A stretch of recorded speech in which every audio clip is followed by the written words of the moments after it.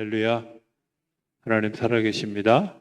살아계신 그 하나님의 은혜와 평강과 축복이 저와 여러분들과 영상으로 예배하는 모든 분들에게 함께하게 되기를 주의 이름으로 축복합니다. 어렵다라는 말, 불가능하다 혹은 틀리다라는 말이 같은 말인가요? 어렵다. 박사과정 공부하는데 과목 중에 하나가 어떤 과목이 있냐면 렉지오 디비나라고 이름도 생소한 스피리추얼 포메이션이라고 영적 형성을 하는 그런 과목이 일주일 동안 이렇게 같이, 그러니까 한 학기 강의분이죠. 이 강의를 듣게 되었어요. 생소하죠. 어렵죠. 그리고 되게 영적인 그런 일이다 보니까 굉장히 이렇게 부딪히는 면이 많이 있습니다. 근데 이제 저희 클래스에 같이 공부한 친구 중에 하나가 대한민국에서 그 당시에 청년 사역을 제일 굉장히 잘하는 그런 손에 꼽을 만한 3명 중에 한 분인 친구가 그 수업을 같이 듣게 되었고, 공교롭게 저하고 반장하고 이렇게 3명이 같은 공간 안에서 이제 수업을 하게 됐어요. 한 3일쯤 지나고 난 다음에 이 친구가 뭐라고 얘기하냐면, 이렇게 어려운 걸 교회에서 적용을 왜 하느냐고. 왜 하느냐고. 그냥 쉬운 것만 가르치면 되지. 에? 아는 것만 가르치면 되지. 이걸 교회에서 왜 해야 되냐고. 되게 궁시렁대는 거예요. 근데 저하고 우리 반장, 저랑 동시대를 살아가는 목사님하고 두 사람이 화가 났어요. 교육관이 서로 다른 거죠. 그 친구는 어려운 걸 굳이 가르쳐야 되느냐, 그럴 필요가 있겠느냐라고 하는 거고, 우리는 그거를 교회에 적용하고 가르치는 일이 굉장히 중요한 일이라는 사실을 공감하고 있었기 때문에 우리가 선배니까 막 쳤어요. 시험 들었을지도 몰라요. 그런데 우리 한번 이런 생각을 해봅시다. 자, 어렵다 하는 말이 불가능하다와 같은 겁니까? 질문한 건데, 어렵다는 말하고 불가능하다는 말하고 같은 말이에요? 어렵다라는 말과 틀리다라는 말이 같은 말이에요? 아니잖아요. 어려운 건 그냥 그 말 그대로 어려운 겁니다. 그러나 그 어려운 것들을 지나가면 한 걸음 더 성장하기도 하고, 하나님의 나라가 한층 더 가까워지기도 하고, 자기 자신이 더 건강해지기도 하잖아요. 그렇죠? 네. 근데 언제부터인지 우리는 그 어려운 걸 피하고 싶고, 옆길로 새고 싶고, 이런 일들을 늘 부딪히게 된다는 거예요. 특히 영적인 문제에서 이런 문제에 부딪히게 되는 경우가 되게 많이 있죠. 성경은 우리에게 뭐라고 얘기하냐면, 좁은 길로 가라. 그 길이 좁고 협착해서 가는 사람이 많지 않고 또 가는 길도 험하다. 근데 그게 생명길이다. 이렇게 얘기해요. 넓은 길은 가는 사람도 많고 가기도 편한데 죽음에 이르는 길이라는 거예요. 여러분 어느 길로 가고 싶으셔요? 그냥 곧장 죽음의 길로 가고 싶으세요? 근데 왜 그렇게 넓은 길로 가는 걸 좋아해? 생각해 보면 우리가 마음은 이론은 생각은 다 하는데 막상 내 삶에 부딪히면 이런 일들이 우리에게 걸림이 되는 경우가 많이 있다는 거예요. 그때 우리에게 필요한 세 가지가 있어요. 결론부터 미리 얘기하면 하나는 내가 그것을 기다리는 인내가 필요하고요. 두 번째는 믿음이 필요하고요. 네 번째는 그것들을 감당할 은혜가 필요해요. 우리가 그것을 감당할 수 있는 인내가 굉장히 중요하다는 거예요. 가끔 이렇게 이제 목사님들끼리도 얘기하면서 목회 어려워. 왜 어렵다고 하는 걸까? 뭐가 어려운 걸까? 생각해 보면 다 어렵죠. 다 어려워요. 근데 그 중에 제일 어려운 게 뭐냐면 모든 성도들의 고통을 같이 짊어져야 된다는 거예요. 제가 자주 했던 표현이 있어요. 나는 맨날 고3 아빠야. 네? 나는 맨날 고3 아빠야. 한 해에 고3이 한 명도 없었을 때가 있어요. 근데 그때는 너무 좋았으면 좋을 뻔했는데 한 명도 없다는 자책감에 힘들었어요. 왜? 성도들의 삶을 같이 가야 돼요. 좁은 길이잖아요. 누가 그런 길 가고 싶어요? 고3 한 명 치르는 것도 힘들어서 막 정말 살이 마르고 잠이 안 오고 막 그러는데 해마다 고3을 치러보세요. 뭐 어떤 사람들은 산삼보다 좋은 게 고3이라고 얘기하지만 힘들죠. 그렇잖아요. 아픈 사람들은 또 왜 그렇게 많아? 그 사람들의 아픔을 같이 짊어지고 가는 일 쉬운 일이 아니죠. 그러나 어려운 거지 어려운 거지 불가능한 일은 어려운 일을 하나님이 우리에게 주셨다라는 말은 한편으로 생각하면 우리에게는 어려운 일만 보이지만 하나님은 그 어려운 일을 넘어갈 힘과 지혜와 능력을 우리를 위해서 준비해 두고 계시는. 여러분들 그렇게 믿으십니까? 네. 우리 눈에는 뭐만 보여요? 어려운 일만 보여요. 힘든 것만 보여요. 어려운, 정말 불가능해 보여요. 그런데 그 불가능해 보이는 일들을 우리가 믿음으로 덤벼들면 하나님이 우리에게 그런 지혜를 열어주시고 또 그런 은혜를 열어주셔요.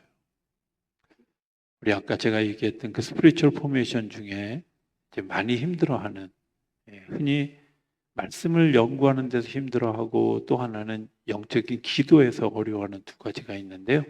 하나는 렉지오 디비나라고 말씀을 읽으면서 그 말씀 속에서 기도를 찾아가는 거예요. 여러분들 요즘 하고 있는 어머니 기도 비슷한 거고 우리 중보기도팀 하고 있는 그런 것도 살짝 적용이 되어진 일들이에요. 근데 그게 그냥 여러분들이 하고 있는 건 한 10분의 1, 7분의 1. 그러니까 제가 얼마나 마음이 급하겠어. 은퇴하기 전에 이거 내가 있는 걸 다 쏟아놓고 갈 생각을 하니까 얼마나 힘들겠어요. 마음이 급해요.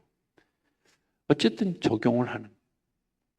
근데 이거 너무 어려워. 근데 놀라운 건요. 말씀을 읽을 때마다 하나님이 지혜를 주시고 말씀을 읽을 때마다 새로운 일들을 열어주시고 말씀을 읽을 때마다 기도의 능력을 열어주시더라고요. 두 번째 기도는 뭐냐면 센터링 플레이어라 그래요. 내 안으로 이렇게 모아들이는.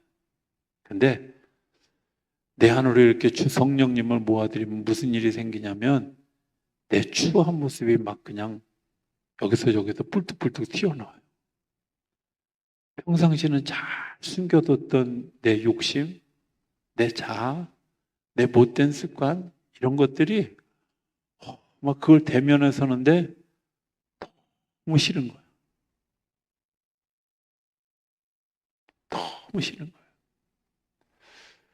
대부분의 사람들은 기도할 때 자기 속에 깊이 보려고 하지 않아요. 내 안에 보면 정말 지저분한 것들이 많아. 정말 무서운 일들이 많아.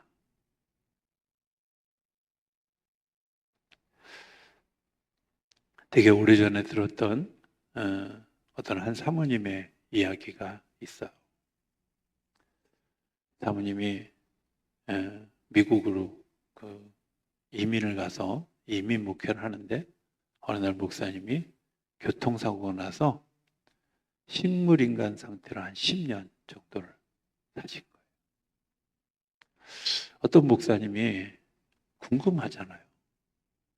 안부를 묻느냐고 한국에서 미국에 들어가서 사모님을 만나서 목사님 요즘 어떠세요? 근데 사모님이 그 인간 아직 안 죽었어요. 이렇게 얘기를 하더래요. 뭐 심정은 이해가지만 굉장히 당황했다고. 근데 그 다음 해에 또 갈 일이 있어서 갔는데 그때는 이미 목사님 돌아가시고 사모님 혼자 계신데 그분을 우연히 또 만나게 되었다는 거예요. 사모님이 울면서 그런 얘기 하시더래요. 내 안에 그런 못된 면이 있는 걸 몰랐다. 내 안에 그렇게 그 사나운 내가 있다는 사실을 몰랐다. 지쳐서 그런 줄 알았는데 내 안에 그런 요소들이 있더라고요. 그게 사람이잖아요. 센터링 플레이 하면서 제일 힘든 게 뭐냐면 내 안에 그런 나를 발견. 웃고 있지만 분노하고 있는 내 내면, 울고 있지만 우는 척하지만 고소해하고 있는 내 내면, 이런 일들을 들여다보는 게 너무 힘들죠.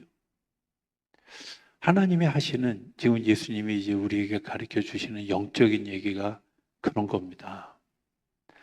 하나님의 질서는 어떻게 움직여 가냐면 하나님의 영에 의해서 움직여져 가는 거예요. 그런데 사람들은 땅의 습관에 익숙해져 있어요.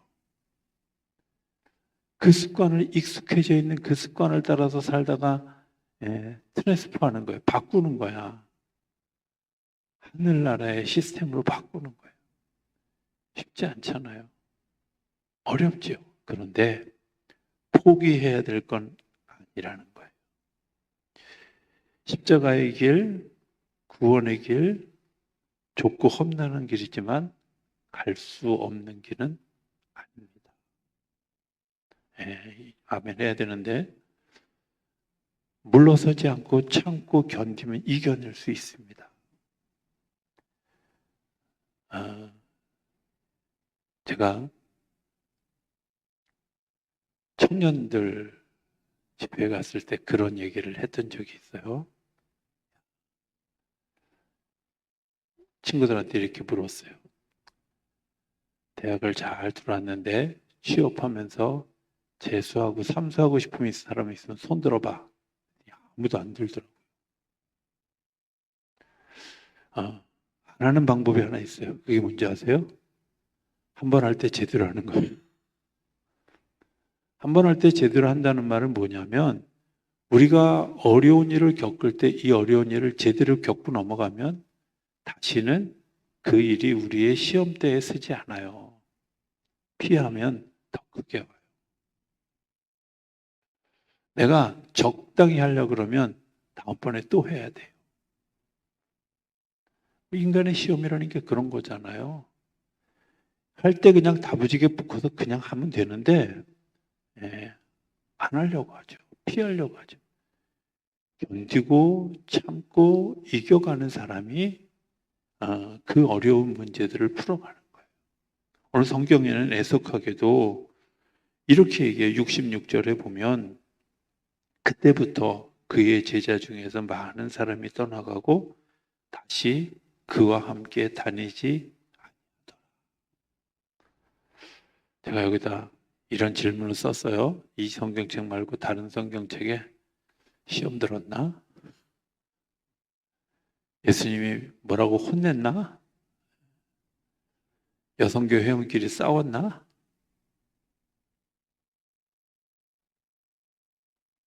이유가 뭐예요? 많은 사람이 떠나가고 다시 그와 함께 다니지 않는데 시험이 들은 것도 아니고 이 사람들이 하는 얘기가 뭐예요? 어렵다. 예수님의 말씀이 어렵다. 어려운 일은 내가 견뎌야 되는 일이에요. 견뎌야 되는 일이에요. 그 어려움을 딛고 일어서면 놀랍게도 하나님의 역사가 일어나요. 이런 거 아세요? 인류의 역사를 가장 혼란하게 만들고 이 역사를 정말 혼돈과 퇴폐와 이런 것들로 만든 주범이 있다는 거야. 그게 누구냐면 에디슨이래. 왜냐? 옛날에 촛불 켜고 살 때는 이러지 않았다는 거지. 호롱불 켜고 살 때는 이러지 않았다는 거예요. 왜? 제가 알았어요. 1995년도에 처음 행성에 목회를 나갔는데요. 이삿짐 날려다가 7시 반쯤 읍에 나갔는데 식당을 열은 데가 없어. 그래서 밥을 굶고 한 군데 열은 데서 적당히 먹고 들어왔는데 집을 못 찾아올 뻔했어. 어두워서. 살면서 보니까 교회가 또 언덕 위에 있어요. 동네가 다 보여요. 근데 웃기는 건 뭐냐면 해가 지면 제가 10월 달에 갔는데 해가 지면 5시부터 여기가 동네구나 아는 건 가끔 개 짖는 소리 외에는 동네인지 몰라. 거기서 할 게 뭐 있어? 그죠? 자는 거 외에 할 게 없어요. 돌아다닐 것도 없어요. 근데 제가 이따금씩 서울을 나와보면 아니 새벽 2시도 불야성이야. 저분들 아침에 어떻게 일어나서 출근하나. 새벽 기도는 뭐 그 시간에 불가능할 거고 어떻게 출근하나. 생각해 보세요. 밤을 극복한 게 아니라 밤의 문화를 만들어 가다 보니까 아침이 불편해지고 낮이 불편해지는 거예요. 그 문화에 너무 익숙해지다 보니까 뭐가 정말 정리 안 되는 혼돈과 무질서. 저는 밤이 어두워야 된다고 생각해요. 네, 아멘 안 할 줄 내가 알았어요. 밤이 어두워야 된다고 생각해요. 저는 제가 목사하기를 정말 잘했다고 생각하는데 일단 9시가 너무 급해져. 빨리 집에 들어가다 자야 내일 새벽기도 가는데. 예, 뭐 그런다고 일찍 가서 자는 것도 아니고 맨날 11시 넘어서 자는데도 9시만 되면 급해져. 근데 그 생활이 처음에 힘들었는데 이것도 괜찮으네. 좋으네. 행복하네. 하나님이 지으신 질서 안에 있는. 어려운 게 아니라 어려운 거지 불가능한 게 아니에요. 틀린 게 아니에요. 여러분들은 그 어려움들을 잘 이겨가는 사람들인 줄로 믿습니다. 영적인 거 나의 말이 영이요 생명이다 라고 63절의 말씀 되게 어려워서 사람들이 다 도망갔거든요. 나의 말이 영이다. 여러분들 말에는 힘이 있어요. 아시죠?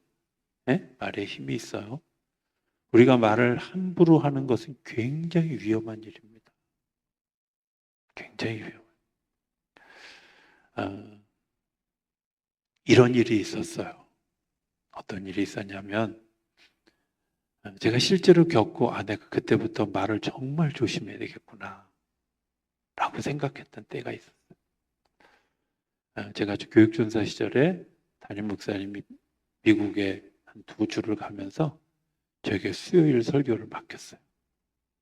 근데 그 전에 한번 설교를 하고 났는데 몇몇 장로님들이 그때만 해도 제가 막 설교를 설교자가 제사장보다는 예언자에 되게 가까운 스타일이어서 그냥 들을 게 있는 사람은 들으세요.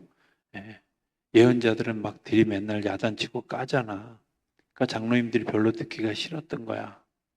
근데 수요일 날 설교를 못 하도록 했어요. 그리고 당신들이 이제 했어. 그래서 제가 그럼 처음부터 얘기를 하든지 준비해서 예배 시작하려고 하는데 그때 와서 막 얘기. 이제 운전을 하고 교인을 데려다 주러 가다가 원로 장로님 한 분이 계신데 이분이 또 말을 걸었어 그날따라. 근데 이제 속에 있던 분노가 이제 나온 거죠. 근데 그분이 포도 농장을 하고 있었어요. 거봉 포도를. 장로님, 내가 농사를 기껏 다 지어놨는데 수확할 때가 됐는데 그 포도가 아무것도 먹을 수 없게 되면 장로님 좋으시겠어요? 이게 딱 한마디 한 거예요. 근데 그 해에 진짜 포도가 다 떨어졌어요. 정말 두 상자도 안 나오고.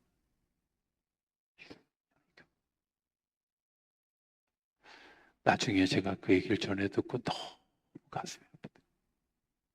말 함부로 하면 안 되겠구나. 내가 화난다고 말 함부로 하면 안 되겠구나. 그럼 너무 중요한 일이잖아요. 능력이 있어요. 우리의 말에.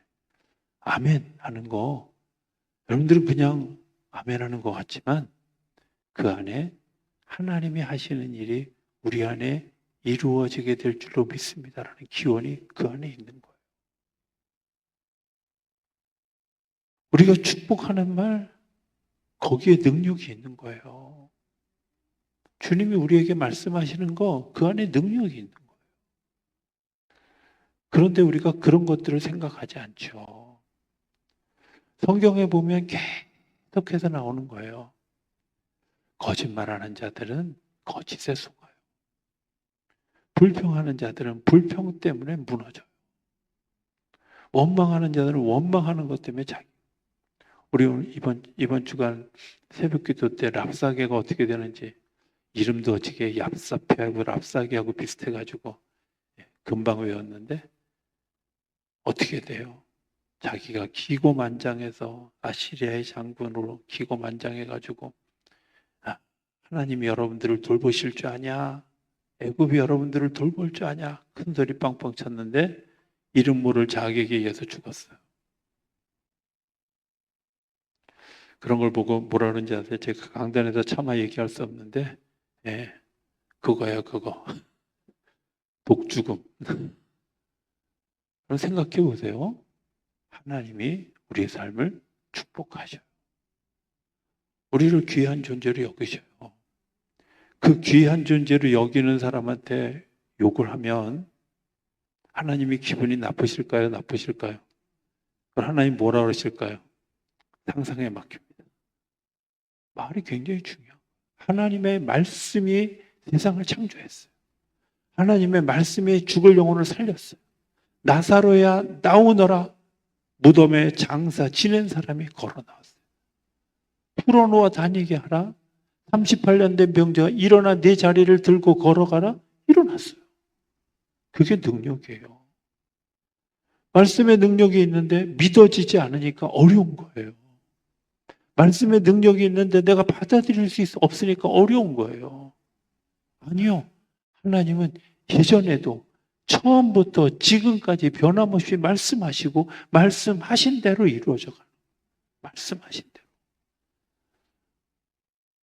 어려운 것 같지만 주님이 그 일들을 이끌어 간다는 사실을 자, 우리가 이제 성경이 잘 이해가 되지 않는 그런 때가 있잖아요. 제가 사석에서 그런 얘기 그저께 드렸던 것 같은데 저는 옛날에 마태복음 1장을 읽는 걸 너무 싫어했어요. 산부인과 다니고 뭐 이렇게 자꾸 뭐 이런 생각이 들어서 그 이름 또 알면 뭐야. 아니 거기 김씨, 이씨, 박씨 이런 게 있으면 그래도 좀 외우기는 쉽잖아. 이름도 왜 어려운 사람들 막. 그러다 보니까 거길 그냥 이렇게 휙 대충 지나가다 보니까 거기에 나오는 여자들이 남자인지 여자인지 그 사람들이 왜 들어갔는지 이런 거 별로 관심이 없어. 근데 어느 날 성경을 정독하면서 읽어보니까 거기 있는 여자들이 정상적인 여자들이 하나도 없더라고. 다 비정상이더라고. 한 사람만 제가 예를 들게요. 긴 시간이니까. 기생 라합 얘기예요. 그냥 말이 좋아 기생이지 우리 식으로 얘기하면 매춘부예요. 제가 어려서 살던 동네에 목욕탕이 3개 있는데요. 한쪽 목욕탕은 여자들이 안 가요. 나중에 왜 안 가는지 물어봤더니 거기에 용산역 앞에 있는 거기에 있는 여자들이 온다고 여자분들이 안 갔어요. 그럴 만큼 굉장히 싫어하고 거부하는 사람들이에요. 그런데 그 라합에게서 예수님의 후손이 났어요. 예수님의 뭐예요? 예수님의 할아버지들이 났어요. 이해가 안 되잖아요. 아니 도대체 이게 뭐야? 그런데 성경을 보면서 제가 놀랐던 건 라합이 도대체 뭘 했길래 어떻게 했길래 가장 어려운 말을 하고 가장 어려운 일을 하고 내가 그 말에 대한 내 고백이 너무 분명해진 거예요. 이렇게 얘기합니다. 정탐꾼들을 만났는데 내가 당신들이 광야에서 한 것과 하나님이 어떻게 행하신 것과 하나님이 이 일을 어떻게 이끌어 가실 것을 듣고 내가 간담이 녹았습니다. 이게 뭐예요? 내가 실제 있는 것처럼 받아들이고 내가 두렵기 시작했다는 거예요. 나는 어떻게든 구원을 받아야 되겠습니다. 그러니까 나를 도와주십시오. 이 여리고성이 점령되어지면 아직 점령된 것도 아니에요. 그 성은 한 번도 무너진 적이 없는 성이에요. 그런데 이 여인은 그 성이 무너질 것까지도 알았어요. 왜? 하나님의 능력이면 무너뜨리고도 남다고 부서지고도 남는다고 생각한 거예요. 그리고 분명하게 고백하는 거예요. 그리고 그들을 숨겨줘요. 목숨 걸고. 그리고 구원을 받아요. 도덕적으로 생각해 보면, 윤리적으로 생각해 보면, 아니 하나님이 왜 저런 사람을 사랑하실까? 정말 이해 안 가는데 하나님이 그렇더라도 그 삶의 고백을 하나님 앞에 고백하는 일들. 윤리적인 차원에 생각해 보면 정말 이해 안 되는 일이 성경 안에서 예수님의 조상들 안에서 일어나고 있었다. 아, 그렇구나. 내가 어디에? 마침 그걸 깨달았는데 저희 신학보사의 기자였던 친구 하나가 막 늘 우울한 얼굴을 하고 살았어요. 그래서 어느 날 너 왜 이렇게 우울하냐? 그랬더니 자기가 뭐라 그래요? 나는 첩의 자식이래. 목사님 저기 나보고 선배님은 첩의 자식이 뭔지 아냐? 모르지 뭐 내가 어떻게 알아, 그죠? 근데 제가 며칠 전에 그 라합 얘기를 깨닫고 라합 얘기를 해줬어요. 그랬더니 이 친구가 점점 얼굴이 밝아지더라고. 아, 이때를 위해서 하나님이 나에게 그때 깨닫게 하셨구나. 여기 하나님의 역사가 있는 거잖아요. 협력해서 도우시는 역사들이 있는 거잖아요. 영적인 거 어려워요. 그러나 억지로 풀면 어긋나지만 하나님이 감동을 주시고 하나님이 인도해 가시는 일에 내가 귀를 기울일 때 하나님이 놀라운 역사로 열어 가시는 줄로 믿습니다. 억지로 푸는 예가 뭐냐면 신천지 같은 예예요. 신천지는 뭐라고 푸냐면 강도 만난 남자, 강도 만난 사마리아 여인, 사마리아 사람 나오는 얘기 있잖아요. 그냥 좀 아신다 그래요. 어쨌든 강도 만난 사람 얘기를 하는데 거기 성경이 어떻게 되어 있냐면 어떤 사람이 예루살렘에서 여리고로 내려가다가 신천지가 어떻게 푸냐면 인생은 내려가면 안 됩니다. 올라가야 됩니다. 내려가면 죽습니다. 강도 만납니다. 이렇게 가르쳐요. 근데 이스라엘을 안 가봐서 몰라. 무식이 정말 아주 퐁당퐁당 튀어. 예루살렘이 2000m 고지에 있고요. 여리고는요, 내려, 해발보다도 더 아래에 있는 동네가 여리고예요. 예루살렘에서 여리고를 내려가야지 그럼 어떻게 하라는 거야? 헬리콥터 타고 올라가야 돼? 말도 안 되는 해석을 해요. 억지로 하는 거 억지로. 막 그런 해석들이 너무 많아요. 말도 안 되는. 근데 그게 또 무슨 뭐 성경의 비밀이라고. 난 도대체 제정신인가 싶을 정도. 잘 생각해 보세요. 억지로 풀면 문제는 되게 어려워져요. 쉽게 이해되지 않는다고 해서 우리가 조급해 할 이유가 없어요. 생선 구워 보셨죠? 생선 구울 때 막 조급하게 구우면 뭐예요? 형체가 없어지죠. 그렇잖아요. 저는 성질이 급해가지고 절대 굽는 걸 안 하잖아요. 형체를 무너뜨릴까 봐. 급하게 할 이유가 하나도 없어요. 자, 또 하나 이것들을 받아들이는 믿고 또 견뎌가고 또 하나 은혜가 필요해요. 은혜가 뭐냐면 그냥 제가 읽어드릴게요. 하나님의 말씀이 잘 들려지고 듣고 싶고 그리고 말씀이 즐겁고 감사한 겁니다. 은혜 받았다 이런 표현하잖아요. 네, 은혜 받았다는 표현이 무슨 뜻이라고요? 말씀이 오늘따라 잘 들려지네요. 오늘 말씀이 또 듣고 싶어지네요. 오늘 말씀을 통해서 내가 즐겁고 감사하네요. 이게 은혜 받은 거예요.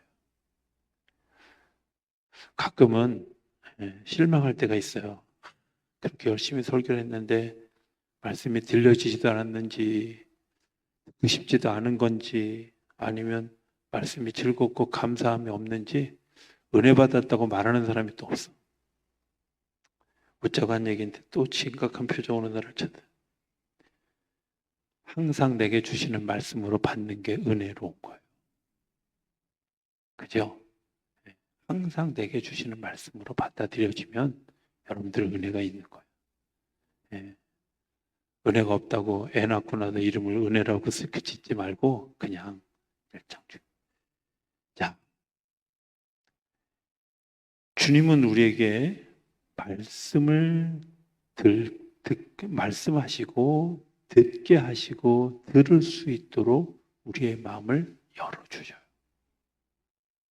열어지지 않으면 사건을 만들어서라도 우리 속에 말씀이 들려지게 하는 거예요. 우리가 때로 맞았다? 아니요. 맞는 게 아니라 주님이 사건을 만드신 거예요. 요나서 예를 하나 들어볼게요. 요나 보고 너 니느웨를 가라 그랬는데 다시스를 가는 배를 탔어요. 그러면 하나님이 어떻게 하겠어요? 저 같으면 그놈만 쏙 잡아서 빨리 니느웨로 가 이렇게 하실 것 같은데 하나님은 존중하시잖아요. 사건이 일어났어요. 무슨 사건이? 바다에 풍랑이 일고 배가 깨지게 생겼어요. 사건이에요 이게. 하나님이 치신 거 아니에요. 누굴 쳤어? 그냥 바람만 불게 했어요. 잘 모르세요? 바람만 불게 했어요. 누굴 쳤어요? 아무도 안 쳤어요. 요나는 배 밑에 들어가서 자고 있었는데 뭘. 맞은 적 없어요. 그런데 그 사건이 지나가고 2장에 가면 요나의 기도가 달라져요. 요나의 기도가. 3장에 가면 또 달라져요. 기도가.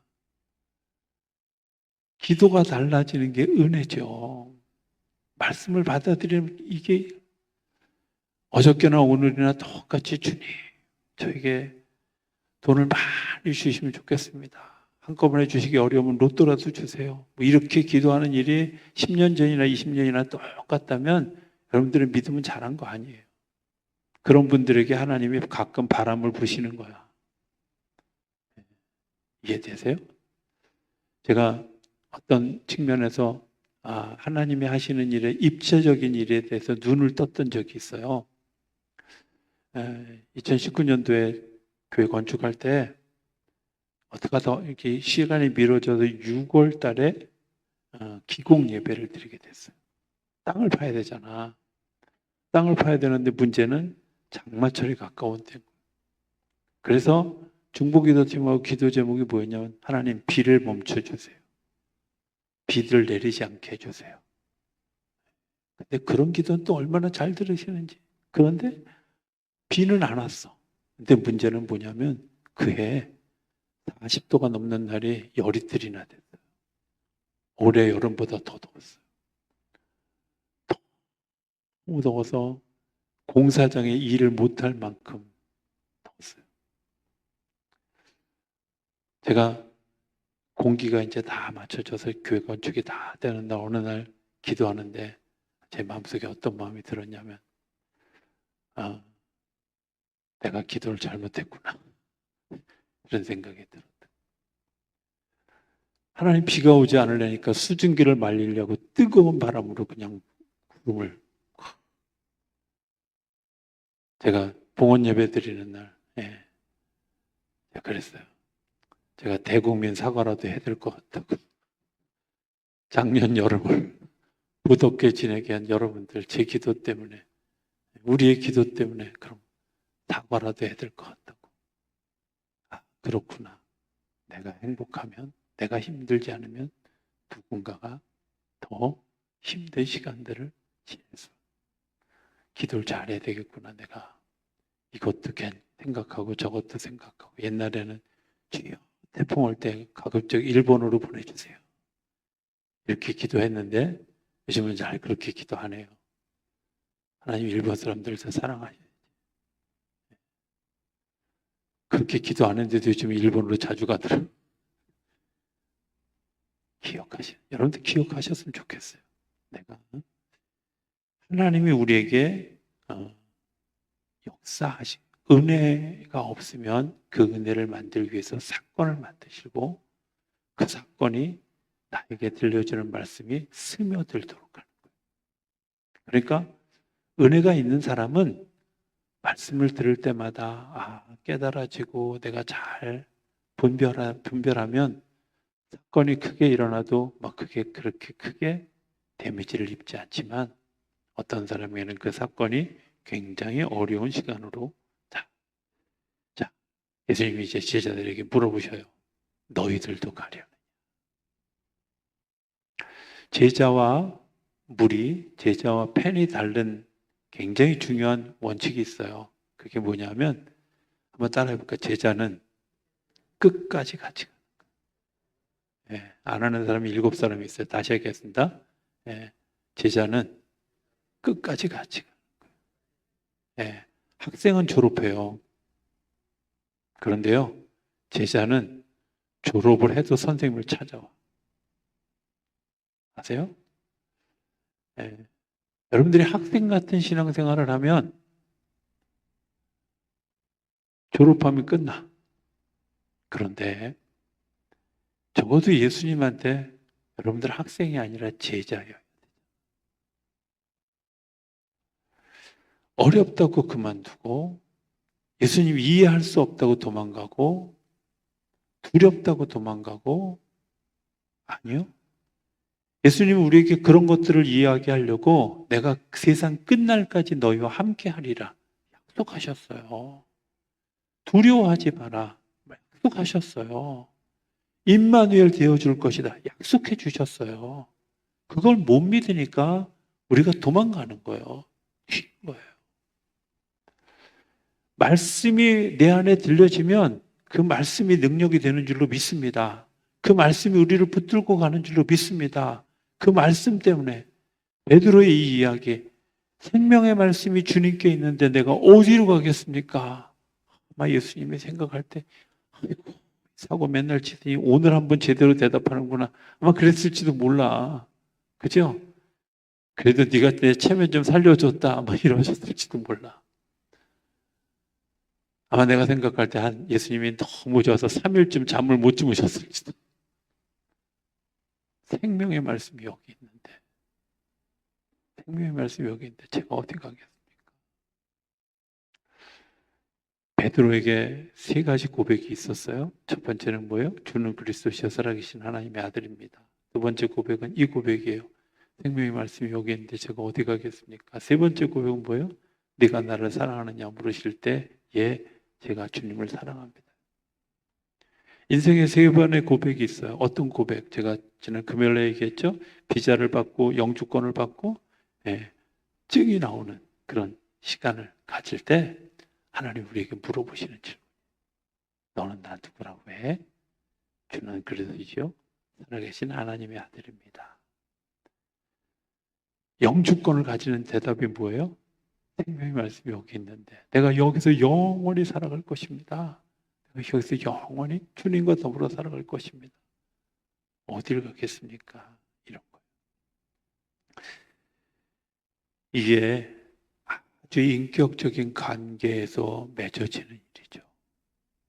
그렇잖아요. 믿음은 인격적인 관계를 만들어요. 사무적인 관계를 만드는 게 아니라 인격적인 관계를 만들어요. 저는 정말 중요한 일이 있다고 생각하는데 예수님은 우리를 한 번도 사무적으로 대해 주신 적이 없어요. 근데 우리는 예수님을 심부름센터 주인처럼 사무적으로 대하죠. 그 주님과 인격적인 관계가 되어질 때 이렇게 고백할 수 있는 거라고 생각합니다. 어떤 거? 생명의 말씀이 여기 있는데 제가 어디를 가겠습니까? 영생은 하나님과 바른 관계를 가지는 겁니다. 하나님과 내가 인격적인 관계를 가지는 거예요. 그래서 이렇게 얘기합니다. 69절에 보면 우리가 주는 하나님의 거룩하신 자이신 줄 믿고 알았사옵나이다. 여러분들 그게 오늘 우리의 고백이 되어질 때 우리 안에 하나님의 영원한 생명이 우리 속에 이제 세워져 가게 될 줄 믿습니다. 그건 믿을 때만 가능하고 받아들일 때 가능하고 그게 내게 능력이 되어져서 어려운 일들을 이겨가는 일들 되어지게 될 줄로 믿습니다. 우리 안에 말씀의 능력이 살아나기를 기대합니다. 그리고 그 말씀으로 승리하는 우리 모두가 되어줄 수 있게 되기를 주의 이름으로 축복합니다.